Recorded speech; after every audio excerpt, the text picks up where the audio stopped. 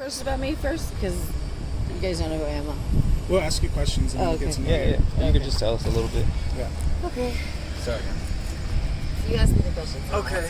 So, what's your name? I'm Brooke. Brooke. Okay. Brooke, are you from around here? Born and raised in California. Raised in Chester.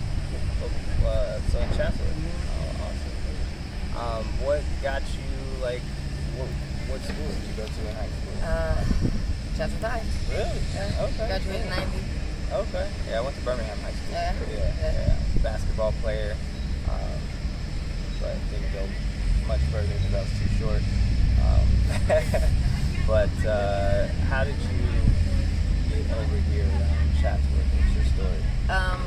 Well, I was born and raised here in Chatsworth, and I became homeless in 2011, and was kind of skipping around the city, seeing where it was comfortable for me to stay. And I ended up being here on Jordan by this tree behind me, and got an apartment through the mayor, and it was a program. It was called Hope. Yeah. The police don't know Hope team. They got us, me and my dad, into an apartment, a street dad. And we lived there for 3 years, but of course me got us evicted because I let in a homeless people. Oh wow. And take showers and relax and everything. It got too much for the neighbors. So they evicted us, and I came back here. The spot was still available, so I took it upon myself to stay here. I'm friends with this lumberyard, Ben Eislinger, and I asked if I could stay on private property because of the sweeps that were going on through the valley with people's stuff being taken. I didn't want my things to be taken, and I wanted to become some kind of advocate for them. And so I became an advocate, and I started serving to the homeless all over the city. We serve the tracks, we serve all of Jordan, Plummer, Nordoff, Eaton, Ben Owen, Eaton, Wash, all that area. Tents, sleeping bags, food. Yesterday I served all day yesterday. And I started seeing that it wasn't just society that put homeless down, it was political that was putting the homeless down. So I became an activist. So I'm bold. And I started fighting for the homeless. What experience happened to make you so passionate about it? Because my stuff got taken. It got taken once, but twice, 3 times.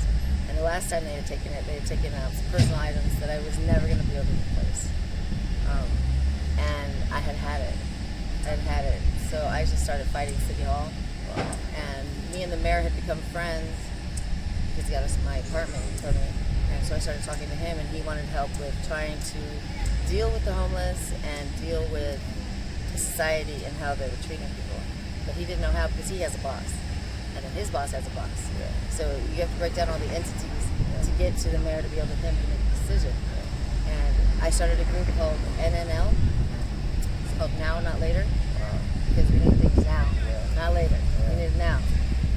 I had been fighting for 3 years for these wash stations to be put on Jordan and Plummer because they didn't know where people would wash their hands. And cleanliness was going down. People were saying that we were dirty, besides calling us drug addicts and criminals. We were dirty. And most of us have jobs. Most of us do solid work and do solid things to make a living. Some of these recyclers out here work all day, all night to make $40. And that's $40 that come like it's gone. They've been food and everything. Everybody has a talent out here, and I thought it was needed to be expressed that people out here that are homeless, they're not all these things. We're not all just lumped into this one bunch. We're not just a bunch of criminals. We're not just a bunch of homeless people that are out doing panhandling and taking things for granted. You know, we don't want to be out here. And there's a few of us that do. You know. So I've been working with them to try to change the political side of it and try to re-educate the society of not thinking the same thing about homeless. And we were just on a break with these hotels. You know, Brooke, he started a huge thing before this pandemic started about getting homeless off the street. And as soon as it was starting to make a breakthrough, COVID-19 started. And then it was mandatory. But for all these months before that we were fighting with them about the money and how to build these apartments that were so easily built, You know, I mean, we have a lumber yard right here that was willing to provide all the wood and everything to build these places. Yeah. We have Spectrum here that was going to do all the cable wiring and everything for Wow. these apartments. We have an electric company right there that would be willing to provide the electricity part of it. What was so hard? Land. We have plenty of land areas and masses that sit empty for years. And it was all about HHH and the budget. And then we got a spot. It was somewhere where it wasn't needed to be. It was Oxapenga, Devonshire. And it was a big ordeal. I mean, they made it a huge ordeal. They said, oh, it's going to be a shelter. No, it wasn't going to be a shelter. It was going to be permanent housing. But it was only for elderly and the vets. But what about everybody else? So in the meantime of building that one, why couldn't we start another one? Which they weren't. When this pandemic started, it kind of halted all the arguments about where's the apartments, where's the money coming from, what land, and this and that. It was cover your face, get the homeless off the street because they're going to cause this virus to go around. Yeah. And which is very funny because there hadn't been very many homeless people that had it out here in the valley. In Skid Row they did, but not out here. Yeah. You know, so everybody here was like the mask, they had curfews, they had to do this, they had to stay 6 feet apart. I was making everybody spread their tents 6 feet apart, which eliminated my 12, because I have 12 occupancy here. Oh, really? I'm only allowing 12 people on the street. Yeah. You can go down past Pelham Prairie and you can put 12 people down there, and the plumber and the going out, but not on one section. They call me Queen Bee. They call me Queen Bee. What happened with this pandemic is room. Apply for a project here. No, I didn't. They said I had a room. I refused it because I wanted to get everybody off the street that needed to get off the street first. Because I'm healthy. I know I'm healthy. And I needed to make sure everybody that was vulnerable to get in first. Yeah. And anybody that was left to get in as well. You know? Hard, yeah. I don't want to take something that I don't need and somebody else needs it. It's not fair. Yeah. You know, I'm not a selfish person. When it comes down to people's lives, that's what I try to strive for, besides education. Yeah. You know, I want people to be educated about where they live, how their politicians are reacting, acting, and doing for them. Right. You know, it's very important that they're educated behind their stance. You know, I mean, I only went to high school. I didn't go to college or anything, but I know my political rights. And a lot of these people don't. A lot of people are scared of the police. They're scared of politicians. They're scared because they're scared of things that they don't know. That are just common sense. Right. You know, I call it the duh factor because the wash stations were a part of the duh factor because it's like, duh, if you want our hands clean, if you want our faces clean, put it in a wash station. Yeah. You know, like I try not to serve so much food in areas that don't have anti-gums, you know, because what goes in has to come out. Yeah. You know, so I try to do like the cracker thing, but no meals, so that I'm not influencing them to go places where they shouldn't be going. And then with this pandemic, there's no places to go to the bathroom. Yeah. They've closed all doors to us at Avocado. I mean, like every door, gas station, everything. So if you figure how somebody has to use the restroom, it's embarrassing for themselves, but embarrassing to have to see these things. Yeah. So it's like it's a confused aspect. Difficult with the curfew and stuff, trying to obtain food and things like that. Well, our pantries, the fish is our main pantry out here in Chatsworth, and you know, we bag as many food products as we can. Yeah. Some of the churches give out hot meals, and they come like on Sundays. Yeah.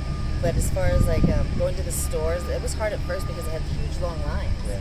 to get in for food, Yeah. and they were taking things off the shelf and putting it in a bag so they could delegate it out. Yeah. And as far as the food goes, there's a lot of people in the city that have the hugest hearts, really have big hearts, that they come out, they make sandwiches like for enough for 2 blocks. Yeah.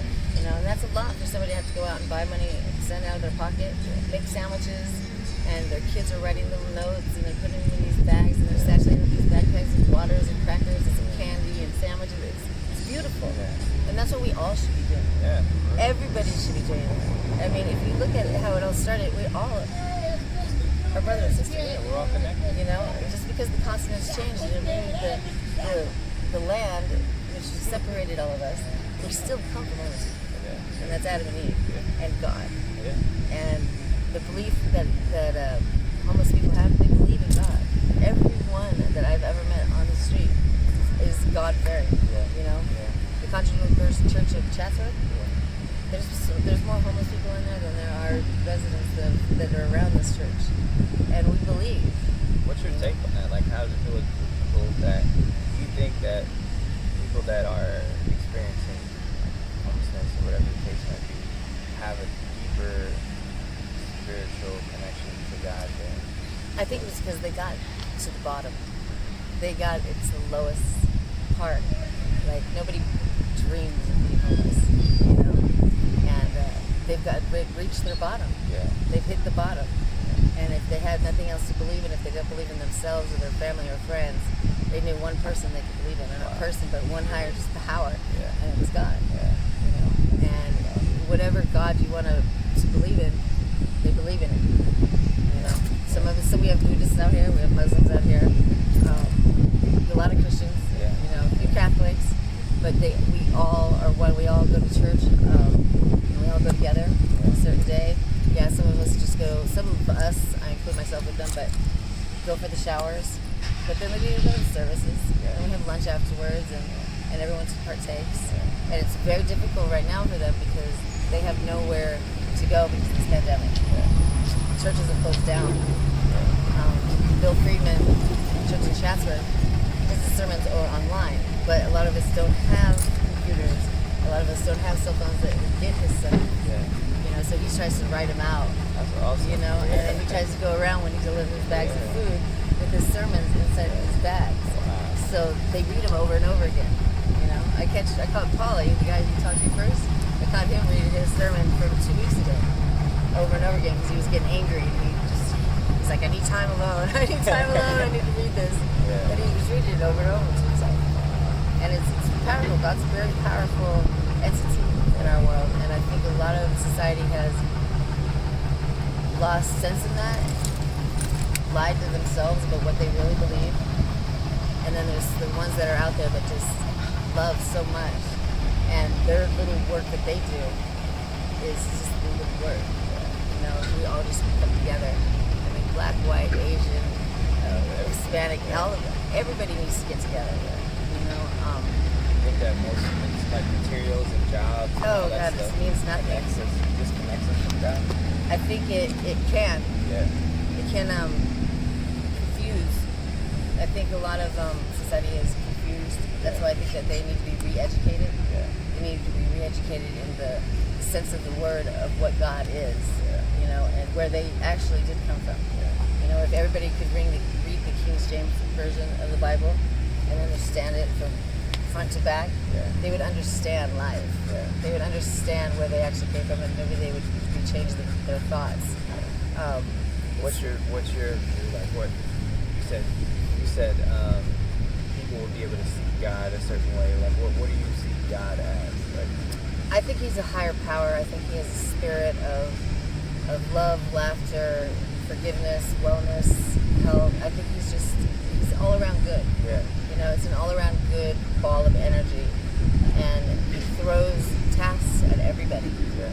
And he knows that no matter what task he throws, our bodies are resilient enough to fight this COVID virus thing. I'll tell you that right now. Yeah.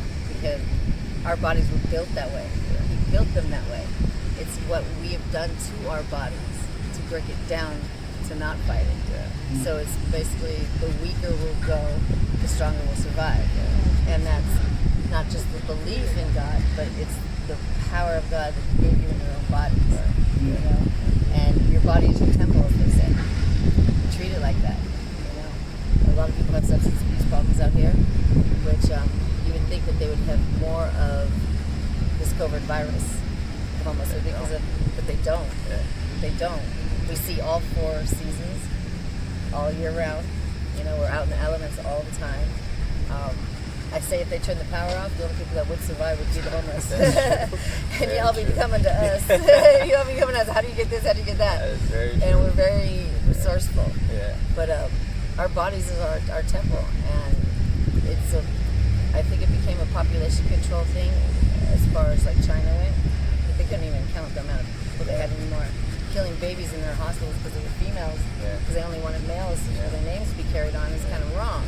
So they figured they'd wipe out the old, and it got out of control. And whoever jumped on the bandwagon and just let it go through our United States and around the world. I mean, this isn't just the United States. This is around the world. So I thought, okay, these 90 days in this hotel too. You know, the pandemic, they're getting room keys, giving these rooms out. 90 days to change your life. 90 days to change everybody's lives. In the whole world, to think differently. Okay, it wasn't working before the way everybody was thinking. So now you have 90 days to regroup, rethink, reestablish your brain, re-educate yourself, and change. Change is good. It's in a positive direction. If you hated before blacks, you learn to love them now. You have 90 days to rethink about things. You hated Asians before because you didn't like the way their food smelled.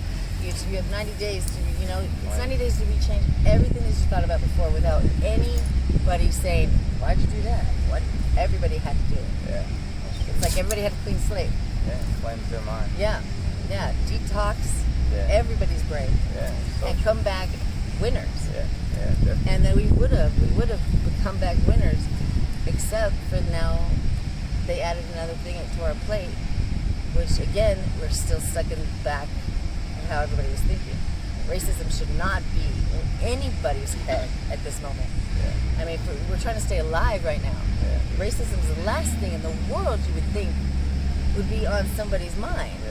And like I said, I just watched that video, and oh my gosh, like how dare that man? That man wanted to kill him.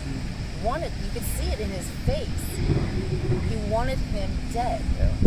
Who put that in his head? He was raised like that. Nobody noticed that before he became a police officer. Nobody recognized that kind of mentality in his head before he got a badge and a gun and walked around with power. Who the hell gave him power? Like shame on them. I mean, police officers should be re-educated every day that they go on the job. They should have a mental doctor or somebody daily that checks on them, checks their mental stability. If you give somebody a gun and a badge, they better be mentally stable to hold that job, hold that gun. Where do you think the seed comes from, though? You said that he learned it from somewhere. He had to learn it from, I hate to blame parents, but it does start with the home. The parents learn it from somewhere, too. I mean, the parents learn it from somewhere, too. Exactly, but their parents. I mean, I have the solution to homelessness. Seriously, I do. And it starts in middle school. Middle school? Okay, so I'm going to give you guys a heads up on it. So I hope you have enough film. Go ahead. Okay, so we have a pool, okay? Think of it as a pool. We have a pool of homeless people that are already homeless and established. Like the group of us, we're all family around here. Everybody knows everybody. So we all are in this pool. And then Donald Trump comes up with this ball, right, to keep the Mexicans in their country and not come over to our country. So I say, that wall that's going up, establish it with this pool, okay? So you have this pool. You're not going to be able to fix. You're not going to be able to change. You're not going to be able to house. Because some of us don't want to be in a house. Some of us like being out there. But you can't fix that. But keep them alive. Keep them alive. Give them what they need to survive. Now, this wall is protecting anybody from behind this wall coming over that wall and falling into this pool. Now, you have to start it in middle school. Anytime a child in middle school goes through domestic violence at home, or divorce, or bullying, or a kid becomes inverted, extroverted, the teachers should be aware of that immediately and notice it and take control over it. And I'm not talking one teacher in a class full of 50. I'm talking 1, 2, 3 teachers in one class and a TA to be able to notice some child. You can't educate any of those 40 children if you can't get one-on-one with them. And every child learns differently. At a speed and rate, they learn differently. Some kids will learn quicker than others and put down another child, which then makes them a victim of bullying. So if you notice that in middle school first, you're now preventing something happening like junior high, high school. Because now high school's 9th grade, you know, and that's stressful. I mean, little boys are just figuring out still why their penises are getting hard in the morning and where these hairs are coming from, and girls are figuring out, you know, about their menstrual periods and their boobs and why I'm attracted to that boy. And he's chasing me around and hating on me, but he likes her. You know, that whole thing, you know? So all that stuff is very already hard for a child to learn. To have to go home and see domestic violence between two parents, or divorce, or not enough money to put enough food on the table. That's mental. Yeah, it is. And you carry that on, and it's just a little seed at that point. But that seed will grow, and it'll keep growing, and it'll keep growing. And if a child watches his mother and father fight like that, that's what he's going to do with his girlfriend. Because he thinks it's right. And he thinks that's all he knows. And that's why I say middle school, because they need to be able to notice what's happening. If the parents aren't with the child 24/7, the only other people that are with them as long hours as that is a teacher. And teachers don't get enough credit. Yeah, they don't. You know, they get this you did wrong because my son didn't graduate, that he's got to fail. Well, there's 50 students in one class. You know, and then that goes back to, you know, LA Unified School District. Then who runs that? Senates, Congresses, club stations, this and that. And it's like one office has another boss above them. And so it all needs to be regrouped together. And like these 90 days of this pandemic is supposed to make a huge change. And it's made more anger in people. You talked about having, you said you had a street dad, right? Indio. Yeah. And did you ever, who was your original dad? Like, I had, my father was Fred Carrillo. Okay. Indio's Fred Acosta. They both were in Vietnam. He tell me stories about his war. My dad was a violent person to my mom and everything, and I saw it. Experienced a lot of and through myself too in my relationships. And that's why I know it's the creature habit thing. You know, so it's something that you accepted when, you know, after seeing your parents like that, accepted it within your own relationship. Yeah, like it was. I knew it was wrong. I knew I didn't like watching it when I was a child, and I knew I didn't like feeling it as an adult. And it was like I said, it's like creature habits. It just rolled off onto it. I don't even know how it changed for me. It was just the last time I got beat up. It was just it. And I started putting my foot down. I started getting my own power inside myself. I was single for a long time. I'm 48, so I'm not a youngster. But it's something that you have to re-educate yourself with. You know, I started going to battered classes, you know, and listening to stories, and I never wanted to become that. So then I started counseling, and just on that, just friends of friends, and started to pull them out of these situations that they were in, and I just started learning about it. And everything that I do in life, I have to learn about, you know, and I try to put that out with others. If I talk to somebody, I want to educate them about something, from the littlest thing to the biggest thing. You know, teaching them how to read. There's some of these people out here, older people, that don't know how to read, that ask me to read their mail for them. But I give them old books, old little kid books. Have you ever heard of Jan and Tom and Jan? Tom walked down the street, Jan ran up the hill.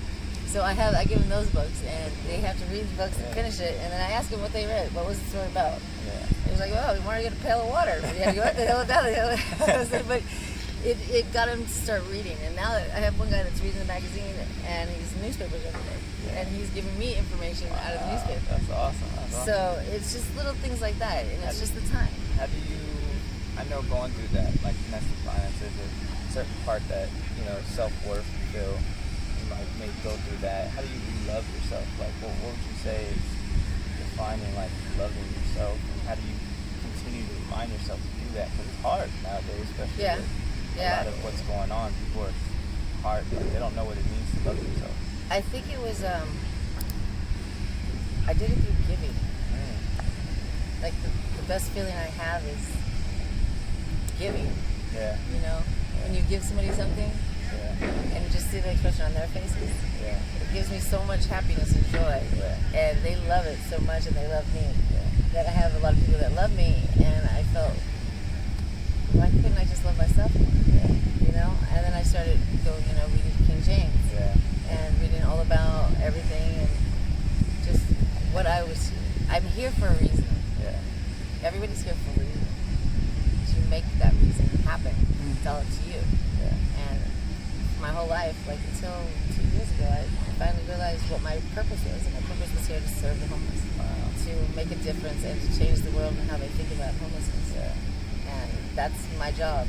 I had this dream, I still have it, that I open these doors and there's some fiery monster behind these doors, and I reach in and there's all this soot, blood and fire all over me, and I reach in and I grab it and I break it down, and I stand up and I'm wiping the dirt off my shoulders and my feet and legs, and I look down and there's all these little flowers start to grow around me.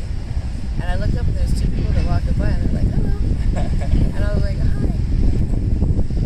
And I don't know what that means behind the door, but I think it's just trying to find that demon. Yeah. Find that demon in everybody, rip it out of them and let them grow again.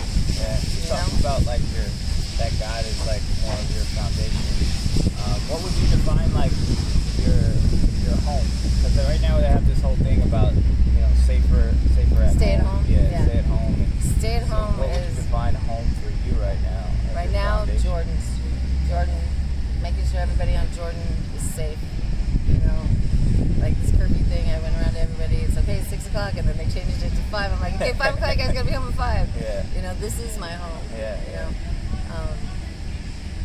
Home to me, I haven't been at home for so long that this is my What's home. home inside your spirit? Like what would In you my say? spirit? Yeah. In my spirit, home is my dog, my bed, my friends, Yeah. people that are around me, Yeah. and the ones that I care about, the ones that are here with me.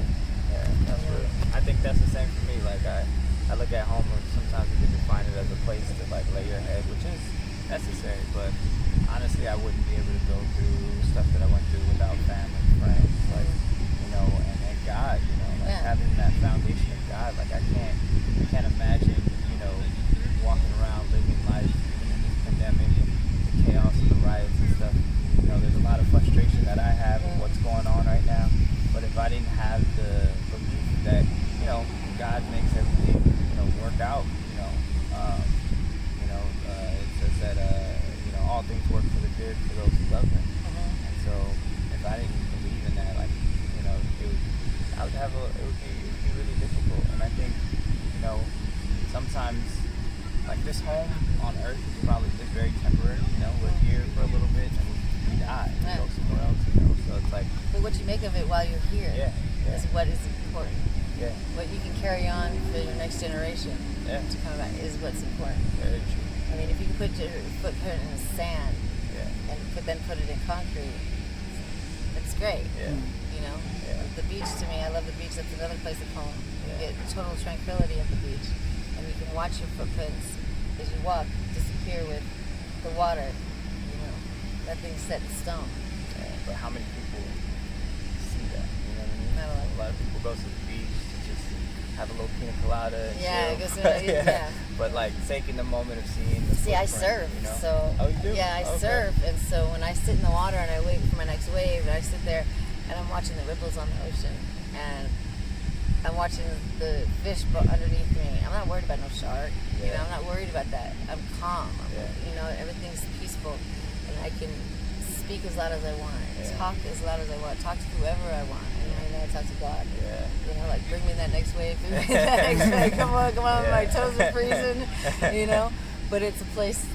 Everybody has to have their place to go. Yeah. Some people are in the mountains, some people are in their tents, some people. I like to do walks with my dog, and my dog is a great conversator. He'll just look up to me and smile, and I'll just talk, and I'll laugh and joke with him, and he laughs with me, but he never says anything negative back. Yeah.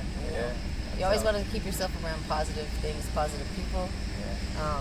And if you can't do that, you need to turn around and walk away from that. Yeah. You don't be stuck. I used to tell people you want to change. This girl, she was getting beat up out here, and it was the last time I was going to watch her beat up again. I was like, that's it. It's ready. I'm ready. If I'm ready, you're ready. Yeah. And I actually got her out of the city. Wow. Wow. Got her out of the city and got her out of Dodge into a better shelter place. Wow. And she's doing great. He had punched her 2 front teeth out. Now she has a full grill now again. Wow. She got reconnected with her family. Awesome. She got reconnected with her kid. Yeah. And she's happy. She's like glowing. Yeah. And she can't stop thanking me every day. And I'm like, dude, you did it. Yeah. You just needed to push you. Yeah. Sometimes you need that push. Yeah. You know, but you needed a positive push. Yeah. You know, need somebody screaming and yelling and barking down your throat. And if you did that, it's not if, it's do it now. It's now, not later. Yeah. And that's where my group comes in. Yeah. That's awesome. Because it is now, not later. Everybody needs to think about now, not later. Yeah. I mean, this pandemic is now, but it's going to be later. Yeah. You know, it's going to be, we're going to push this aside. We're going to already overcome it. We've already overcome it. We already got the vulnerable off the streets that are still surviving. And the ones that didn't, they were just the weaker ones that natural stuff was already happening to them, you know. And I'm sorry that they're gone, and I feel for their families, but it's the weaker will survive, or the weaker will go, and the stronger will survive. But this pandemic is over, and now we're back to this racism thing. And it's confusing me because, duh! Yeah. My God, how much longer? Yeah. That's crazy. I mean, I don't look at either one of you guys as color at all. You're just 2 boys. Yeah. You know? Yeah. Nobody should. I don't have eyes for that. Yeah. How those eyeballs came into these people and they're still there after all this time. I mean, between Rosa Parks and Martin Luther King and all these people that have just fought and fought and fought and fought. Still dealing And what the hell are we still mussing with this stuff? Yeah. Yeah. It's amazing. Yeah. It's amazing. And that's why I say it's going to be in my mind forever. Forever. It's the first thing I'm going to think of every time, like my friends, the Hope team, comes by here and make sure I'm okay. And they came back and I said, he's like, you're not mad at me, are you? I said, it's not you, but I closed my eyes when you came pulling up because I saw the look on your face. I'm like, I'm mad. I'm mad. I'm mad. I'm mad. And you have to get mad too. You wear the badge. You should be mad. You should be policing your own police. Yeah. I mean, there should be programs set up every day before you go into work. You have to get checked out mentally, Something. you know, and after work. So you don't take it home to your wife and your kids. Yeah.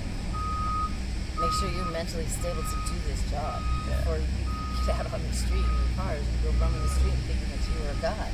That's true. That's what's going on right now. I'd imagine that. So we just found out that Brooke, I was living in that trailer, as most of you guys know, down the street. And Brooke was actually the one kind of looking out for it. People were kind of breaking into it. And I noticed that, you know, the tape was back on it, the lock was back on it, and she was the one putting it together. She actually looked it up and found out that it was a clothing company and everything. So Yeah, I still have the information too. Because I'm thinking, because all of a sudden it was moved again, and then somebody moved it, and I was like, where is it? It was on the other side of the parking lot. Yeah, yeah. And I was like, okay, so somebody obviously is around that has this. Yeah. So I would go every day to see if I could bump into somebody to find out, because Toolbox didn't know who. Yeah, yeah. You know, they had that armored truck and they had that trailer. Yeah.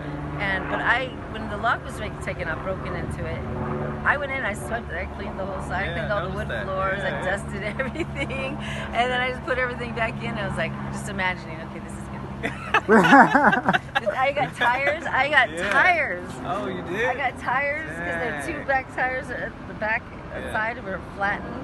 And I got tires, I got a piece of glass to replace the window. And they're like, if you go near that, you know they're going to try to say that you did it. You're going to try to steal it. I'm like, I'm not stealing it. I want you to buy this. This guy is going to appreciate the fact that I'm keeping it up, maintaining it. Yeah. But I can't find this guy. You should have put a note in there. I would have probably gave it to you. I had. Yeah. I had put one on the window. Really? Yeah. I did not see it. But then I removed it because I was thinking, okay, so someone's going to come by and they're going to know that it's abandoned or left, and then they're just going to start sleeping in it. Yeah, yeah. And when I caught my friend Emily in it, I mean, she was literally sleeping on the ground, on the floor inside. You had a cot in there. Yeah. Yeah. She had the mattress off the cot. She was sleeping on the floor, and I opened the door, and she's like, who goes there? And I said, get your ass out of here right now. What are you doing? She's like, but I just want to go to sleep. Just let me sleep for an hour. No, get out. I dragged her stuff. I put her stuff out of it. I put the log on, and I stood by the door and waited until she was all the way down the street, and then I followed her with my bike to make sure she was completely away from it. That's hilarious. And I still, when I go by there, I'm like, oh, it's not there Such anymore. a small What'd you do with it? I actually ended up selling it because I didn't need it anymore. Ah, Yeah. it was supposed to be mine. My bad. Man, I did. I took good care of it. I made sure. I cleaned up the whole inside of it. Yeah. Small world. Small world. That is so funny. Yeah. So, we just got finished hanging out with Brooke. It was pretty awesome just to get her take and just her experience and what she's experienced, and even just to find out that she knew about the trailer that I lived in for 6 months just to open up Seed House. It's pretty amazing how God kind of connects everything, and really just being out. I know we have this like stay-at-home order and just safe home. It's safer at home, but really understanding what home is. We got to kind of see that today, is that, you know, for home for a lot of people is just really feeling a part of something, feeling like they're, you know, they have a family there and a community, and just, you know, having that connection with everybody. And so, you know, I just want to encourage you guys, as you guys are, you know, got a chance to kind of watch this, even though it was live in the, you know, in the action of everything, you know, be a part of, you know, a lot of people have a place that they can call home, but then there's a lot of people that really don't. And so, you know, just be a part of, you know, what's going on right now. Like there's so much change that's happening right now with the riots and different things like that. And so, I just want to encourage you guys to like step up, and like we have to be kind of that community to take action with stuff and different things like that. And so, you know, right now, obviously we're trying to get everybody in house. And so at the bottom, you can easily just donate whatever you can. Today we're trying to raise $1,000. And so, you know, whatever you donate to, if we don't get the 1,000, that's okay. But, you know, we just want to make sure that we can provide a home for somebody. For every $600 we raise, that's a home for somebody for a month. So, so thank you guys for tuning in, and we'll be doing this pretty consistently, so tune in. All right.